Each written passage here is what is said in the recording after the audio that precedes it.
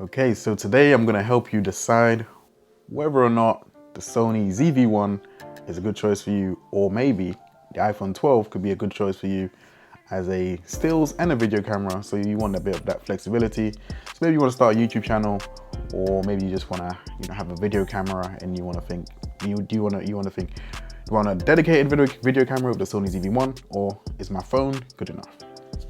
So I'm just gonna go through a few pictures and then I'll go through a few videos, and then we can just kind of compare and contrast and see which one is good for you. So to begin with, I'm starting with this small image. This on the left is the iPhone 12, and on the right we have the Sony ZV1. So what do we think?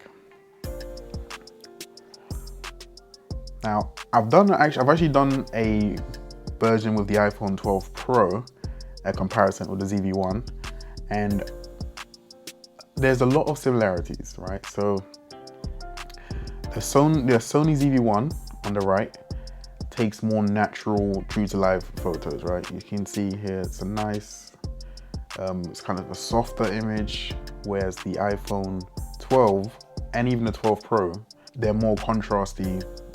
The saturation's a bit higher. They're kind of more, I guess you could say they're going more the Samsung route in terms of color. So they look like excellent photos, but they're a little bit contrasty, and in some cases they can be a bit too contrasty. But if you look here on the right with the Sony ZV1, you know, the day I shot these pictures was an overcast autumn day. On the left, to be fair, it's not too bad in this picture, but for example, in the 12 Pro, it made it look almost like a spring, summer type of day, whereas, you know, it was an overcast, gray day. And you see with the Sony ZV1, is actually represented in that way.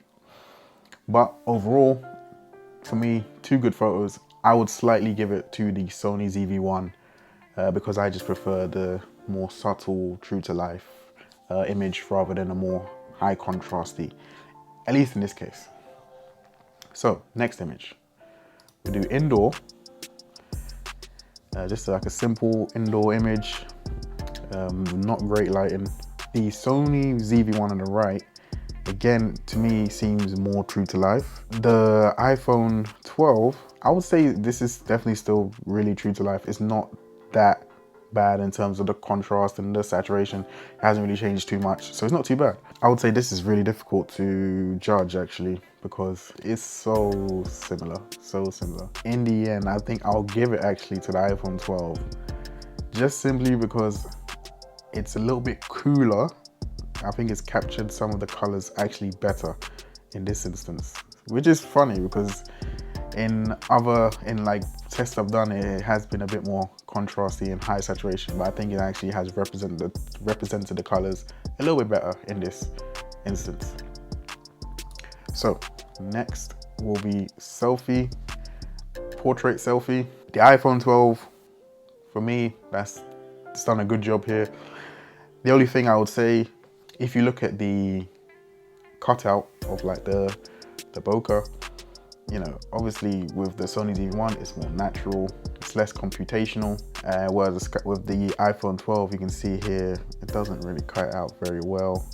It hasn't, you know, really handled the edges as well. You know, even on the ears actually, what is that? Looks almost a little bit wrinkled, right? But overall, it's a decent image. There is some issues I've been having with the iPhone 12 with these lines. I don't know if you should zoom in, but see these lines? That's not my hair.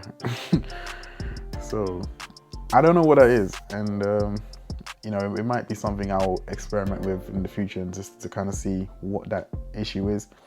It's probably a software issue, but it exists.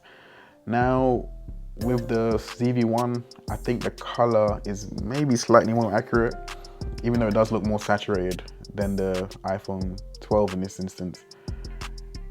I would say I slightly prefer the ZV1. Also, obviously the background is like a little bit softer, even though it's overblown here for sure. And the iPhone 12 has definitely handled that much better. Like here, it's just gone. You know, you've lost everything. Like, it's too much. But I would probably just about give it to the ZV1. Now, moving on to video.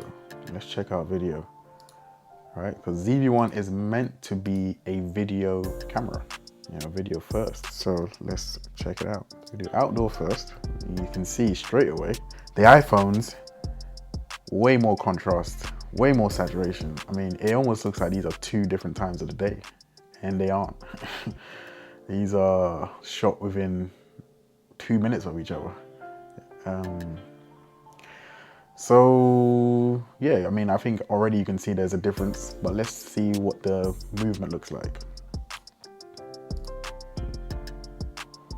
So you can see the iPhone 12 stabilization is incredible.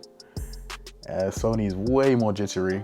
I tried to keep these as fair as possible. I wasn't shaking any extra in the Sony than I was in the iPhone 12 video, but we can see that, you know, the iPhone 12 is just super smooth. And the Sony is very shaky on its standard Steadicam setting. I would have to give it to the iPhone 12 in this instance, because in a moving image, you know, the shakiness destroys everything. And obviously the iPhone has done really well with keeping everything, you know, completely stable. But obviously the representation of the actual image is definitely better on the ZV1 because that's more true to life. This, in my opinion, is too much. It's too much because look at the grass. Look at the grass. It's just too much on the iPhone. Even up here, it's too much to me. It's too much. And it's a bit unfortunate. If it was, you know, if they just basically got it true to life, then for me it's like perfect camera, because I mean, look at the stabilization. It's like incredible. I mean, normally stabilization is better on things that are bigger and a little bit heavier, but obviously they've done well with the computational stuff. But yeah, in this instance, I'll just give it to the iPhone 12, just based on the stabilization. Selfie video. Just do this real quick. Right, so let's take a look. So the iPhone 12 to me, you know, it makes things look quite contrasty. I mean, I almost look like I'm glowing, like very angelic. Whereas I feel like the Sony ZV1 captures things more true to life and more like normal color, you know, what you expect in normal color wise. So if you're doing YouTube, maybe, you know, Sony ZV1 could be slightly better, but look, ultimately it doesn't matter. You can always, you know, adjust colors anyway if you think it's too much, if you think it's a little bit overblown. And you know, the iPhone will get you a decent image in any case. Now let's see. So I would give this to the ZV1. I would. But the iPhone does a decent job. And then the last one is indoor video. Let's check this out.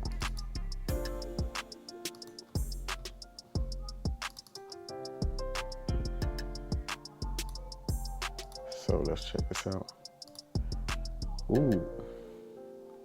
See, a lot of noise here. That's not good at all. So I've done this test with the 12 Pro and it wasn't this noisy.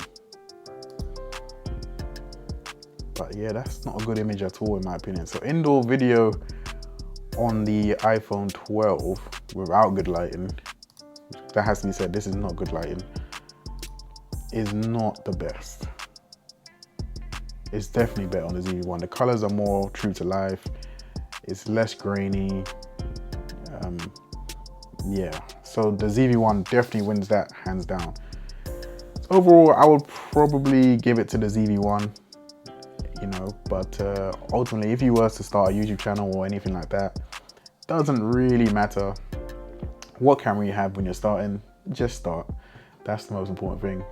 But I have to be honest, and I would give it to the ZV1. So thank you so much for watching this video. If you have any questions about, you know, the camera test, or maybe you want me to do more camera tests, let me know in the comment section. I answer all questions in the comment section. And yeah, the road to 1,000 continues. My iPhone 12 review is coming very soon.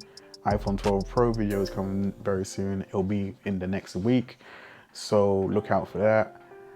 And I will catch you in the next one.